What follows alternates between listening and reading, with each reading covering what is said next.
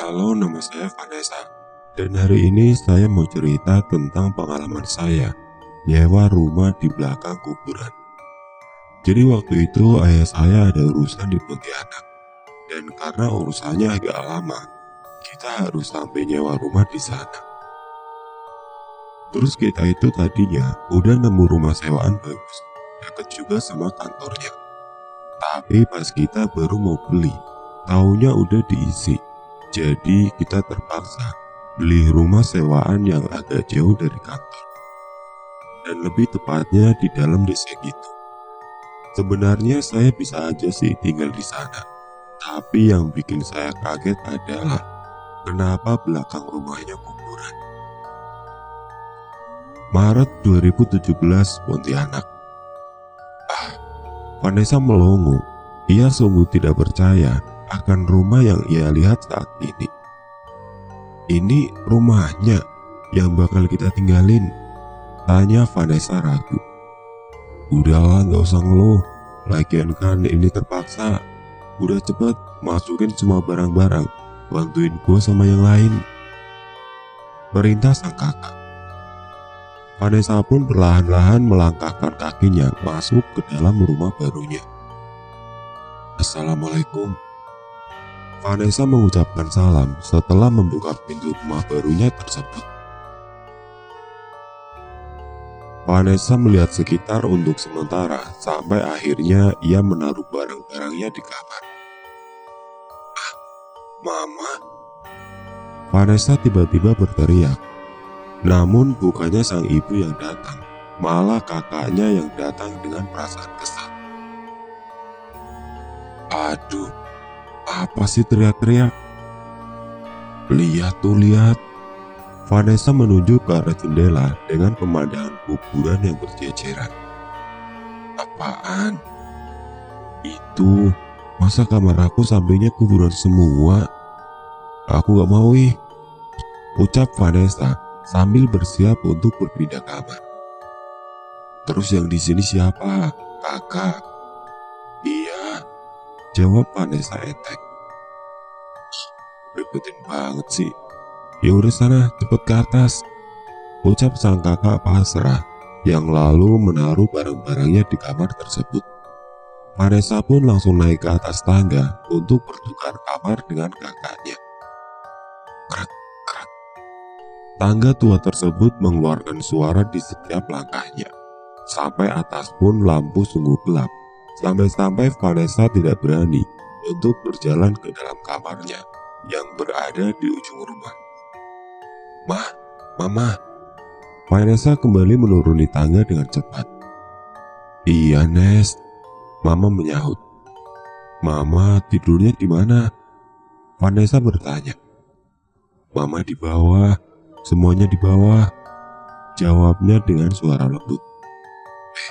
Ya udah deh, aku tidur sama kakak aja mah. Loh, kenapa tiba-tiba? Sang mama terkejut. Emangnya di atas ada apa? Gak ada apa-apa kan? Lanjutnya bertanya. Enggak mah, gak apa-apa. Gak usah, kita semua di bawah aja, ucap Vanessa. Ia pun langsung berlari ke dalam kamar kakaknya dan langsung menaruh barang-barangnya. Ngapain kamu tiba-tiba? Udah sana, keluar. Sang kakak mengusir. Enggak, sekarang aku di sini, ucap Vanessa yang lalu menaruh selimutnya di samping selimut kakaknya. Lah, katanya gak mau di sini. Gak jadi. Aduh, ribet banget sih punya adik, gumam sang kakak. Aslinya di minggu pertama itu emang gak ada apa-apa.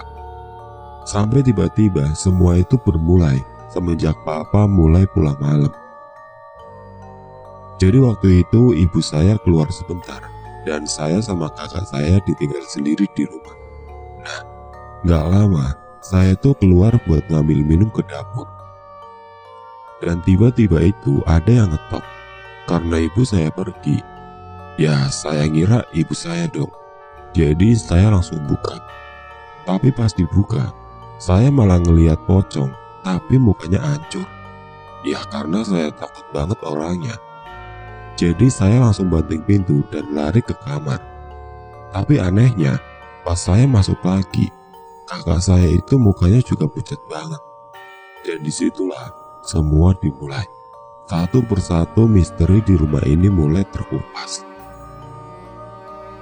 Vanessa. Gea mengetuk-ngetuk pintu rumah Vanessa. Vanessa yang mendengar itu dari ruang tengah pun langsung bergegas membukakan pintu sambil melihat siapa yang datang. Gea, tumben banget kesini. Ngapain? Vanessa mempersilahkan Gea masuk. Enggak, cuma mau nyapa aja kok. Gea tersenyum. Gea adalah salah satu tetangga jauh Vanessa. Mereka memang hanya pernah bermain sekali. Karena itulah Vanessa terkejut saat Gea datang untuk bertamu. Tunggu ya, aku siapin minum dulu, ucap Vanessa yang kembali ke dalam rumah untuk mengambilkan minum. Kamu ngomong sama siapa coba? Apa sih gak jelas orangnya? Lagi ada Gea.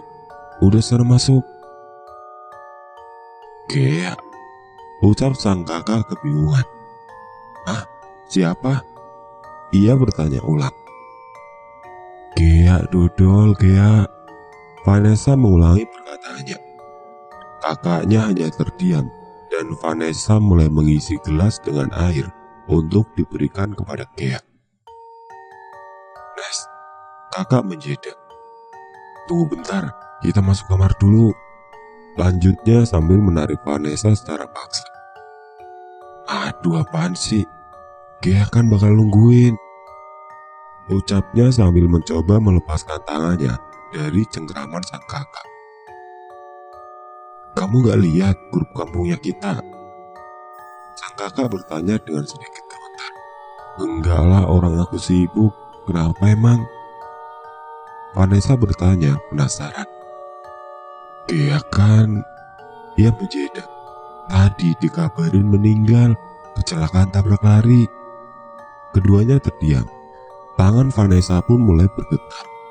Lah, Vanessa mengecilkan suaranya. Terus yang tadi siapa? Vanessa.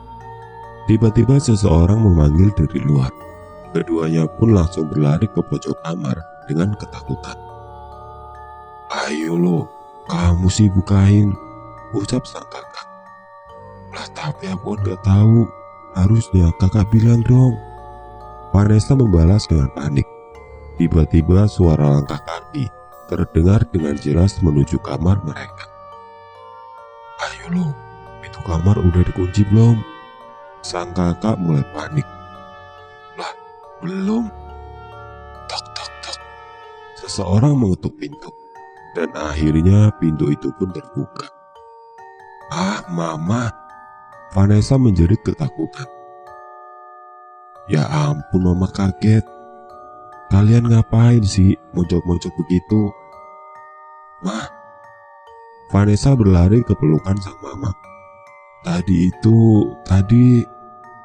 nggak ada apa-apa, cuma kaget doang, Mah. Sang kakak memotong, tidak ingin memperpanjang masalah. Ya ampun, manja banget sih kamu, Nes. Udah nih, Mama bawa risol, makan yuk. 2 hari setelahnya, Kakak. Vanessa membuka pintu kamar di pagi hari. Ah, apa? Sang kakak menjawab. Vanessa menguap. Ini kok sepi banget ya? Mama sama papa mana? Selanjutnya bertanya. Nggak tahu tuh pergi. Tadi gua kebangun cuma buat dibilangin jaga rumah. Oh, Vanessa mengangguk. Tunggu, berarti kita sendiri dong. Mama sama papa pulangnya kapan? Vanessa bertanya. Apa sih? Mana gue tahu, takut banget, ucap sang kakak mengejek. Ih, bukan takut, Bukan takut juga, orang aku cuma nanya. Udahlah, aku tidur lagi aja. Vanessa pun kembali ke dalam kamar dan melanjutkan tidurnya. Jam 12 siang. Tok tok tok. Vanessa berdam. Tok tok tok. Apakah?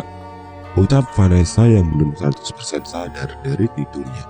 Tidak lama pun Vanessa membuka pintu kamar dengan badannya yang masih lemas. Gak ada siapa-siapa. Vanessa bergumam. Ia melihat ke arah kanan dan kiri, namun ia tidak merasakan keberadaan seseorang. Saat ia hendak kembali ke dalam kamarnya, tiba-tiba ia mendengar suara orang menyeret-nyeret di ruang tamu. Apa sih? Vanessa tertawa kecil.